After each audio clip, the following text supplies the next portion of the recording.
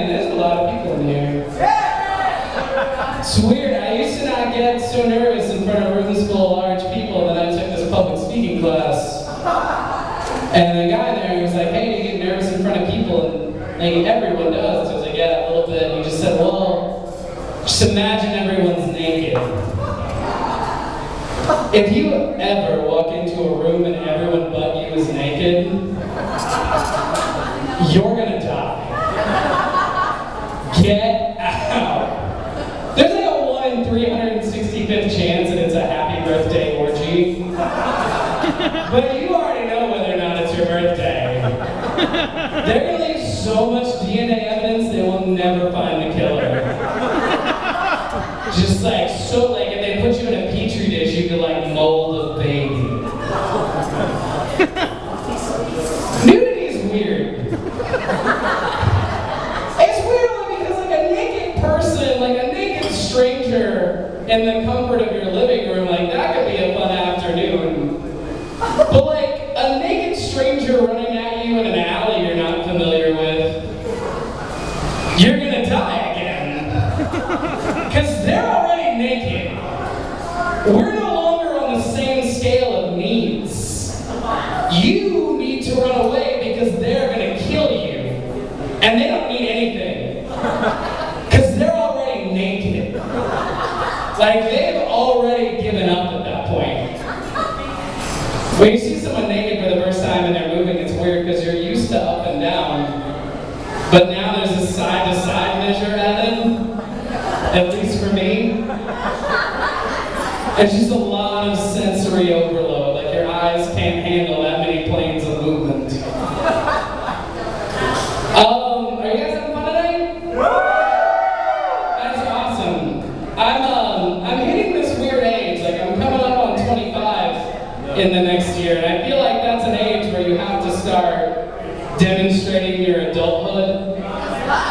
Like I feel like there are things you can do when you're 25 that if you did them in college, they were cool, but now they're a little suspect. Like if you were really good with a frisbee and played ultimate all the time in college, people are like, man, like that guy stays in shape.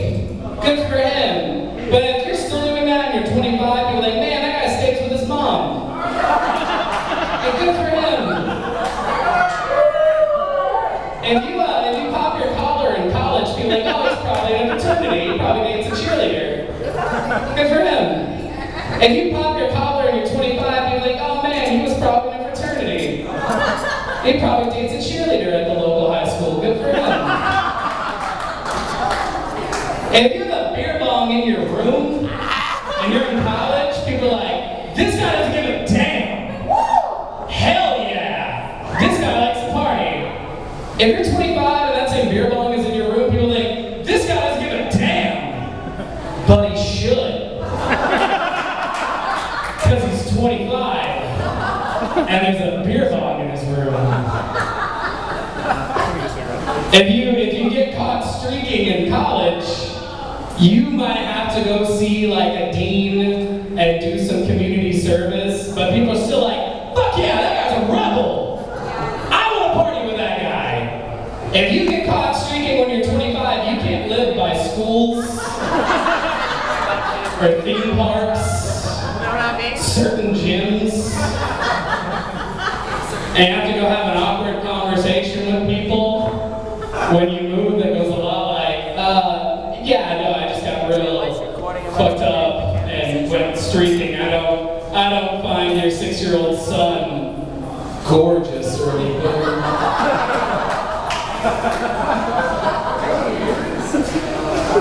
Not at all. Another good way to land on a sexual predator list is to do a mixture of ecstasy and Jägermeister at 2:30 in the afternoon. And then run towards a little league practice screaming for Narnia! Because in the back of the cop car you get to say things like, I thought they were gnomes in the service of the White Witch. Where the fuck is that panther that was running with me? It's me, a panther, and there's a centaur. The centaur was you? Yeah, let's just go. I don't think the panther's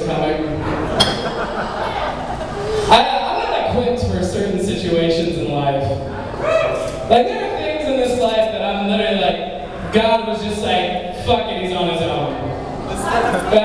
Driving. My parents, when I was younger and I wouldn't go to sleep, instead of like telling me a bedtime story or giving me milk or something like normal, they would throw me in the car and drive around until I fell asleep.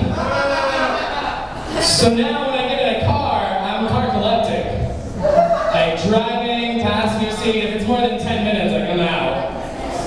So I have to play games to stay awake. And my favorite game, I love the family, like stick figures. You've seen them on the back of the cars. They'll be like a stick figure mom, a stick figure dad, a stick figure kids. But I really love it when I'm behind a cat lady. Because it's like stick figure cat, and stick figure cat, and stick figure cat, and stick figure cat, and stick figure cat, and stick figure cat, and stick figure cat, and stick figure lady, and stick figure cat, and stick figure cat, and stick figure cat, and dead stick figure cat, and dead stick figure cat, and dead stick figure cat. It's the same as a stick figure cat, just with a line through it. I like it when I'm behind Mormon bands, because it's like stick figure dad, and stick figure wife, and stick figure kids, and stick figure wife, and stick figure kids, and stick figure wife, and stick figure kids.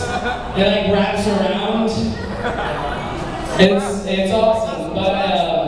But last week I was driving, and there wasn't anything on my mind in particular, but I almost totally caused a wreck. Like I cut someone off. I felt like a dick. What I can't handle is when they pull up next to me and want to have a stare down at the light. And it's worse if the windows are tinted. Like if the windows are tinted, I know they're staring at me, but I just imagine it's like a band full of like orphans and puppies. That I just almost sense like a quiet. There was a sale at the orphanage, like buy an orphan, get a puppy. Like that's why I'm in the same band. If you need to suspend disbelief so goddamn badly. That's the scenario we set up, and I almost killed all of them. But I figured out a way to counteract that to make you feel like a dick. Is now whenever people pull up next to me and like stare at